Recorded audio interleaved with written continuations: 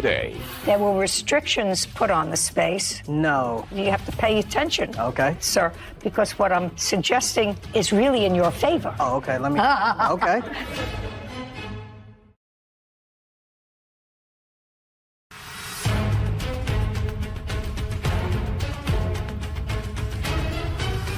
Kamar Jalil claims his former roommates, Katie Calderon and Amante Nepomuceno, are wrongfully keeping his cats and owe him rent money. Now let's deal with the issue with the cats. She doesn't owe you any rent. That was not your agreement with her. You moved out in July. August, September, October, November, December. 5 months ago, she's had both cats, right? Correct. She says they're her cats. When did you first file a small claims case? September of 2022. What were you requesting when you filed your small claims case? Be careful. I was requesting either the return of both cats or $5,000, which was the accumulated expense of not just the cats, but also the expenses of her dogs as well. So any animal expenses for the time. That's not happening for you, Mr. Jalil. When the cats were either registered or went to the vet, whose name is on the sheet as owner? I believe it was Miss Calderon. Is that correct? That's correct. Then she owns the cats, and she's had them for the last 5 months. I suggest that you go and adopt 2 more if you want some more cats. You understand? Yes. You were living together as a couple. However, your friend Amante has to pay you for the couple of months' rent that he didn't because he says, not you, he volunteered that was your agreement from the very beginning. So he owes you $1,854. We're finished. Thank you very much. This court is adjourned.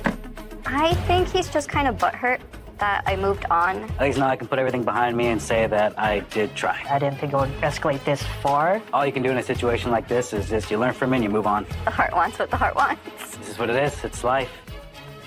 I find fascinating, Sarah, that people will write and or be assisted in writing a complaint and an answer, but they read it over. This man is an intelligent man. He has a serious job for 8 years. First of all, he was suing for $10,000.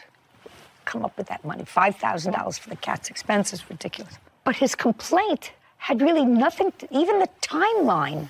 As your clerk, I know that is a pet peeve of yours when I don't understand. they don't match up. If you're going to tell a lie, at least tell a consistent lie.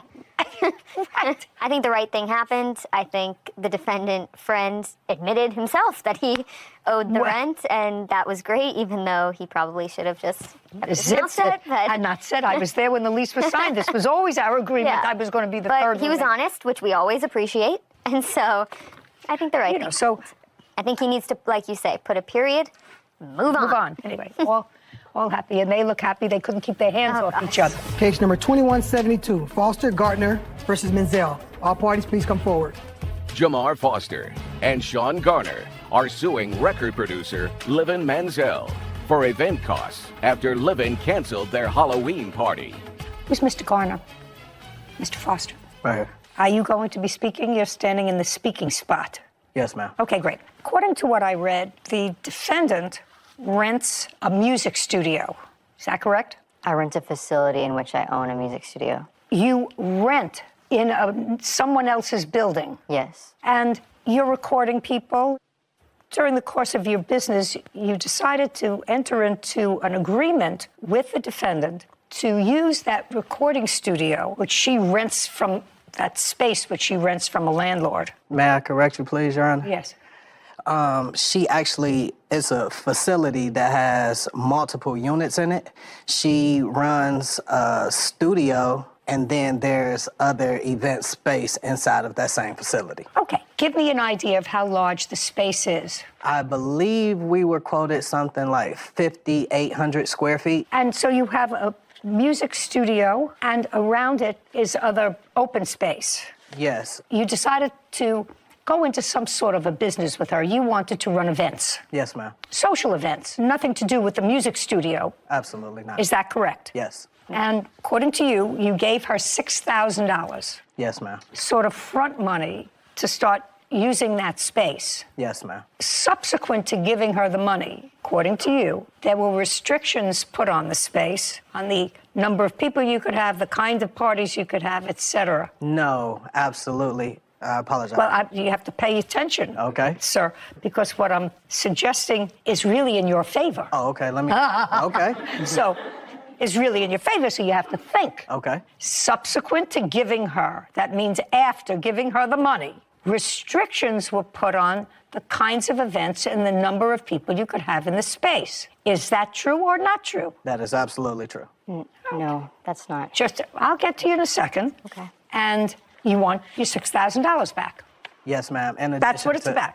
The defendant does not deny that you gave her $6,000. And then I'm going to hear what her defense is. So I want you to tell me when, for the first time, did you have a discussion with the defendant about going into this business venture where you would front the money and whatever events you would have there, you would reap the benefit, the financial benefit from that. When did you have that discussion with her? Okay, so we met living at the end of August of 2022.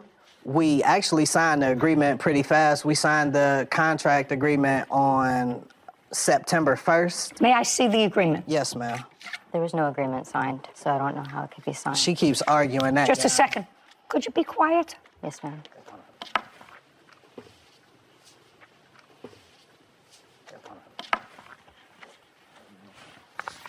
So in your hands, Shh. What's that's the studio that she runs?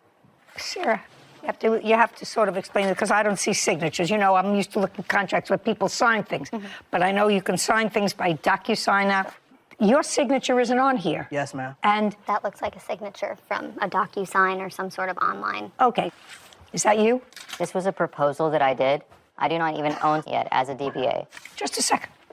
It's getting better. Don't say anything. This is your proposal. Now I'm going to read it. Okay. And your masterpiece management. Yes, ma'am. Okay, well, so this is sort of easy. You prepared this proposal. Speak. Yes, after. Just a second. Okay. You Yes, ma'am. prepared this proposal. Yes, ma'am. And as a result of this proposal, you received and deposited $6,000. Yes. Yes, well, then you have a binding contract, okay? Okay. So that's what I'm telling you. You have a binding contract.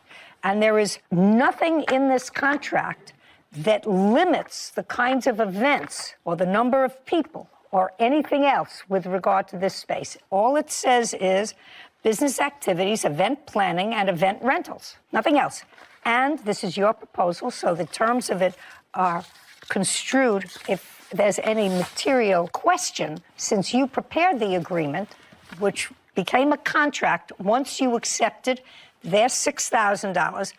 I view the terms of the agreement most harshly against you because you prepared the document. And it says this agreement cannot be amended without the written consent of all parties. Yes. Yes. So sign the agreement, you got the money, and then at some point, according to them and according to you, you made certain limitations on the kinds of events, the numbers.